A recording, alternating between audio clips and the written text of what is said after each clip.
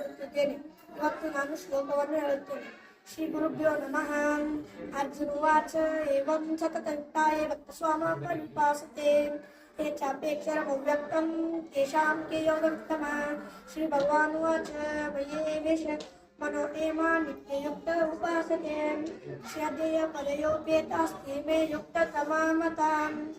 एतक्षरम् अनिर्देशम् अव्यक्तं परिभाषते सर्वत्र गमचिन्त्ये च मुक्तस्थलः चलं ध्रुवं सन्नियमेन्द्रियग्रामं सर्वदा समबुद्धया चेता कुर्वन्ति मामेव सर्वभूतहिते रताः.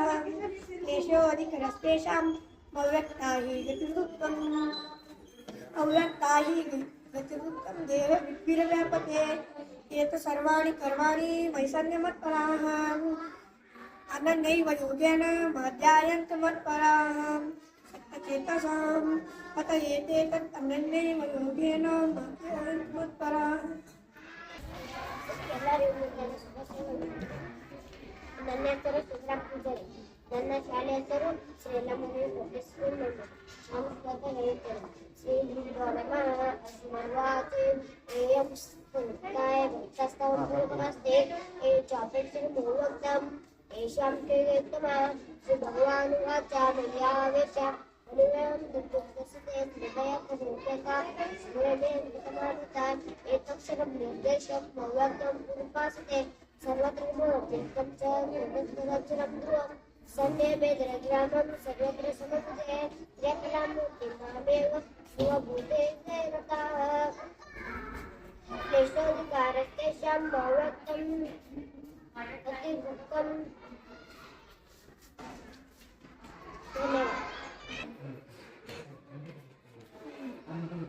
ಎಲ್ಲರಿಗೂ ನಮಸ್ಕಾರ. ನನ್ನ ಹೆಸರು ಸ್ಪಂದನ. ನಾನು 5ನೇ ತರಗತಿ ವಿದ್ಯಾರ್ಥಿ. ನನ್ನ ಶಾಲೆಯ ಹೆಸರು ಶ್ರೀ ಯಲ್ಲಮ್ಮದೇವಿ ಪಬ್ಲಿಕ್ ಶಾಲೆ ಮನೂರ್. ಒಂದಾನೊಂದು ಊರಿನಲ್ಲಿ ಒಬ್ಬ ರಾಜನಿದ್ದನು. ಆ ರಾಜನಿಗೆ ಅರಸುದಾರಕ್ಕಿರಲಿಲ್ಲ. ಒಂದು ದಿನ ರಾಜನು ಅರಮನೆಯಲ್ಲಿ ಚಿಂತಿಸುತ್ತಾ ಕುಳಿತಿದ್ದ. ಅಲ್ಲಿಗೆ ರಾಜನ ಮಹಾರಾಜರೇ, ನೀವು ಮತ್ತೆ ಪುರಾತನದಂತೆ ಕಾಣುತ್ತಿದೆ, ಏನು ನಿಮ್ಮ ಕಳವಳ ಎಂದು ಕೇಳಿದ.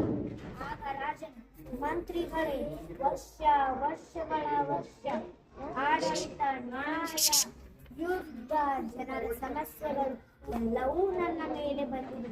ಆದರೆ ನನಗೆ ಉತ್ತರಾಧಿಕಾರವಿಲ್ಲ. ನನ್ನ ನಂತರ ಈ ರಾಜ್ಯ ಯಾರು ನೋಡಿಕೊಳ್ಳುತ್ತಾರೆ? ರಾಜ ವಿಕ್ರಮಸಿಂಹನ ಮಾತುಗಳನ್ನು ಕೇಳಿ ಮಂತ್ರಿಗೂ ಬೇಸರವಾಗುತ್ತದೆ.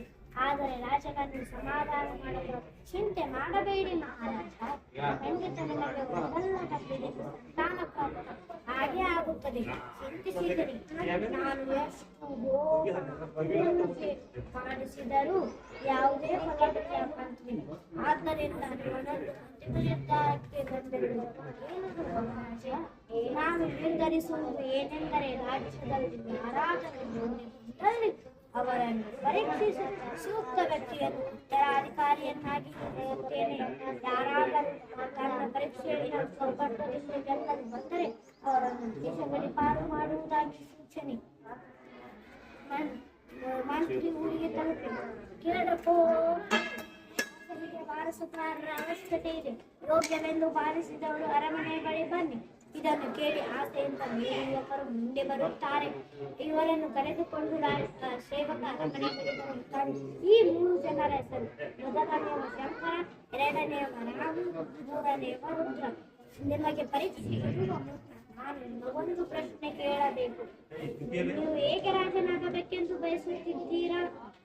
ರಾಜನ ಪ್ರಶ್ನೆಗೆ ಒಬ್ಬೊಬ್ಬರು ಬಗೆ ಉತ್ತರಗಳನ್ನು ನೀಡತೊಡಗುತ್ತಾರೆ. ನಾನು ರಾಜನಾಗಲು ತುಂಬಾ ಯೋಗ್ಯ, ಏಕೆಂದರೆ ನಾನು ರಾಜನಿಗೆ ಹರಿಯದಂತಹ ವಸ್ತ್ರಗಳನ್ನು ತಯಾರಿಸಬಲ್ಲೆ. ಇವರಿಬ್ಬರಲ್ಲಿ ನಾನು ರಾಜನಾಗಲು ತುಂಬಾ ಯೋಗ್ಯ, ಏಕೆಂದರೆ ನಾನು ಹಣಕಾಸು ವಿಷಯಗಳನ್ನು ಹೊತ್ತುಕೊಳ್ಳಬಲ್ಲೆ. ಮೊದಲಿಗೆ ನಮಸ್ಕಾರಗಳು ರಾಜ. ನಾನು ಏನು ಮಾಡಬಲ್ಲೆ ಎಂಬುದು ನನಗೆ ಗೊತ್ತಿಲ್ಲ, ಆದರೆ ನಾನು ರಾಜನ ಸೇವೆಗೆ ನಿಷ್ಠೆಯಿಂದ ಇರಬಲ್ಲೆ ಎಂದ ಶಂಕರ. ಮಂತ್ರಿಯು ನಿಧಾನವಾಗಿ ಮೆಟ್ಟಿಲುಗಳನ್ನು ಹತ್ತಿಕೊಂಡು ಬಂದು ರಾಜನ ಕಿವಿಗೆ ಹೋಗಿಸಿಕೊಳ್ಳುತ್ತಾನೆ. ತದನಂತರ ಸೇವಕಿಯನ್ನು ಬರೆದು ನಾನು ನಿನ್ನೆ ಇಟ್ಟಂತಹ 3 ಬೀಜಗಳು ತಂದು ಒಬ್ಬೊಬ್ಬರಿಗೆ ಒಂದೊಂದಾಗಿ ನೀಡಿ ಇದನ್ನು ಕೇಳಿ ದೇವರನ್ನು ಸಸ್ಯದ ಬೀಜಗಳನ್ನು ತಂದು ಒಬ್ಬೊಬ್ಬರಿಗೆ ಒಂದೊಂದಾಗಿ ನೀಡುತ್ತಾಳೆ. ಇದನ್ನು ನೋಡಿ ರುದ್ರ, ತುಂಬಾ ಸುಲಭದ ಕೆಲಸ, ಇದನ್ನೇಕೆ ನಮಗೆ ನೀಡುತ್ತಿದ್ದೀರಾ? ಇದಕ್ಕೆ ನಿಮಗೆ ಕೆಲವೇ ದಿನಗಳನ್ನು ಉತ್ತರ ಸಿಗಲಿದೆ. ಅಲ್ಲಿವರೆಗೂ ನಿಮ್ಮ ಪ್ರಶ್ನೆಗೆ ನಾವು ಉತ್ತರಿಸಲಾರೆ. ನಾನು ಕೊಟ್ಟಂತಹ 15 ದಿನಗಳನ್ನು ಈ ಬೀಜದಿಂದ ಒಂದು ಪೋಷಕವಾದ ಗಿಡವನ್ನು ಬೆಳೆದು ಅರಮನೆಯ ಸ್ಥಳಕ್ಕೆ ತಂದು ರಾಜನ ಮಾತನಾಡಿದರು. ನಂತರ ಯಾರೂ ಮುಂದೆ ಪ್ರಶ್ನೆ ಹಾಕಲು ಹೋಗುವುದಿಲ್ಲ. ತುಂಬಾ ದೀರ್ಘ ಅವಧಿಯ ನಂತರ ರಾಜ್ಯಸಭೆಯನ್ನು ಮುಗಿಸಿ ಎಲ್ಲರೂ ತಮ್ಮ ತಮ್ಮ ಮನೆಗೆ ಹೋಗುತ್ತಾರೆ.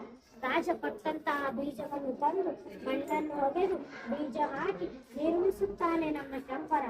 ಆದರೆ ಮೊದಲನೆಯ 6 ದಿನ ಯಾವುದೇ ಬದಲಾವಣೆ ಕಾಣುವುದಿಲ್ಲ. ಇದೇ ರೀತಿ 10 ದಿನಗಳು ಕುಳೆದು ಹೋಗುತ್ತದೆ. ರಾಜನು ಕೊಟ್ಟಂತಹ 15 ದಿನಗಳು ಬದಲಾಗುತ್ತದೆ. ರಾಮು ಮತ್ತು ರುದ್ರ ಹೂವಿನ ಕೂದಲೆಯನ್ನು ತಂದಿರುತ್ತಾರೆ, ಆದರೆ ಶಂಕರ ಹಣೆಯನ್ನೇ ತಂದಿರುತ್ತಾನೆ. ಇದನ್ನು ನೋಡಿ ರಾಜನು, ಶಂಕರ, ನೀನೇಕೆ ಸಾಲಿಯನ್ನೇ ತಂದಿರುವೆ? ಹೌದು ಮಹಾರಾಜ, ನಾನು ಸಾಲಿಯನ್ನೇ ತಂದಿರುವೆ.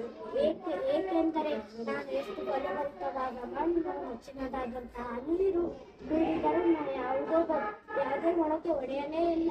ಅದಕ್ಕಾಗಿ ನಾನು ಸಾಲಿಯನ್ನೇ ತಂದಿರುವೆ. ರಾಜನಿಗೆ ಕೇಳಿ ಎಲ್ಲದ ಸಂತೋಷವಾಗುತ್ತದೆ. ಏಕೆಂದರೆ ರಾಜನು ಕೊಟ್ಟಂತಹ ಬೀಜ ಮೊದಲೇ ಬೇಯಿಸಿ ತದನಂತರ ನೀಡಿರುತ್ತಾನೆ. ಇದನ್ನು ಏಕೆಂದರೆ ಬೀಜದಲ್ಲಿ ಎಲ್ಲ ಪೌಷ್ಟಿಕಾಂಶವು ಹೋಗಿಬಿಟ್ಟಿರುತ್ತದೆ. ಇದನ್ನು ತಿಳಿಯದೆ ರಾಣಿ ಮತ್ತು ಬೇರೆ ಹೂವಿನ ಸುಂದರಿಯನ್ನು ತಂದು ಇದನ್ನು ನಾವೇ ಬೆಳೆಸಿದ್ದು ಎಂದು ಸುಳ್ಳು ಹೇಳುತ್ತಾರೆ. ಆದರೆ ನಿಷ್ಠಾವಂತ ಶಂಕರನನ್ನು ರಾಜ ಮಾಡುತ್ತಾರೆ. ರಾಮು ಮತ್ತು ರುದ್ರನನ್ನು ದೇಶಗಳು ಪಾರು ಮಾಡುತ್ತಾರೆ. ಈ ಕಥೆಯನ್ನು ಪ್ರಾಮಾಣಿಕತೆ ಯಾವಾಗಲೂ ಗೆಲ್ಲುತ್ತದೆ ಮತ್ತು ಸತ್ಯಕ್ಕೆ ಸಾಗುತ್ತದೆ. ಶೀತಲ್, ನಾನು 6ನೇ ತರಗತಿ ವಿದ್ಯಾರ್ಥಿ. ನನ್ನ ಶಾಲೆ ಹೆಸರು ಶ್ರೀ ಯಲ್ಲಮ್ಮ ದೇವಿ ಪಬ್ಲಿಕ್ ಶಾಲೆ ಮಣ್ಣೂರು. ನಾನು ಈಗ ಅಭಿನಯ ಗೀತೆಯನ್ನು ಪ್ರಸ್ತುತಪಡಿಸುತ್ತೇನೆ. ಅಪ್ಪನು ಮಾಡಿದ ಚೌತಿಯ ಪ್ರತಿಮೆ ಆನೆಯ ಸೊಂಡಿಲ ಮುಖವಿಟ್ಟು, ಅಪ್ಪನು ಮಾಡಿದ ಚೌತಿಯ ಪ್ರತಿಮೆ ಆನೆಯ ಸೊಂಡಿಲ ಮುಖವಿಟ್ಟು, ಇಲಿಯನು ಏರಿದ ಯಾರಿದು ಎಂದರೆ ಈಶ್ವರ ಸುತ್ತನೆ. ನನ್ನಪ್ಪನು ಮಾಡಿದ ಚೌತಿಯ ಪ್ರತಿಮೆ ಆನೆಯ ಸೊಂಡಿಲ ಉಮಾ ಕುಮಾರನ ಚೆಲು ಹಬ್ಬದ ದಿನ ಊಟಕ್ಕೆ ಬಂದರು ಅತಿಥಿಗಳು. ಉಮಾ ಕುಮಾರನ ಚೆಲು ಹಬ್ಬದ ದಿನ ಊಟಕ್ಕೆ ಬಂದರು ಅತಿಥಿಗಳು. ಎಲೆಯನ್ನೆರಿಸಿ ಅನ್ನವ ಬಡಿಸಲು,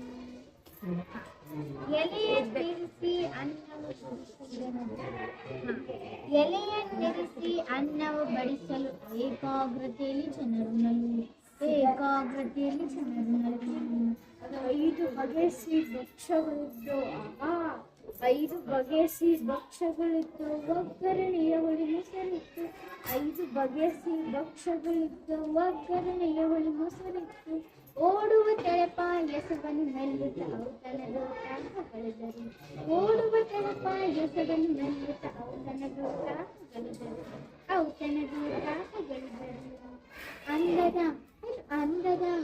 ಅಂದದ ಊಟದ ನಂತರ ಅಡುಗೆಯ, ಅಂದದ ಊಟದ ನಂತರ ಅಡುಗೆಯ ಆಹ ಎಂದರು ಚಲಿಸಲಿ.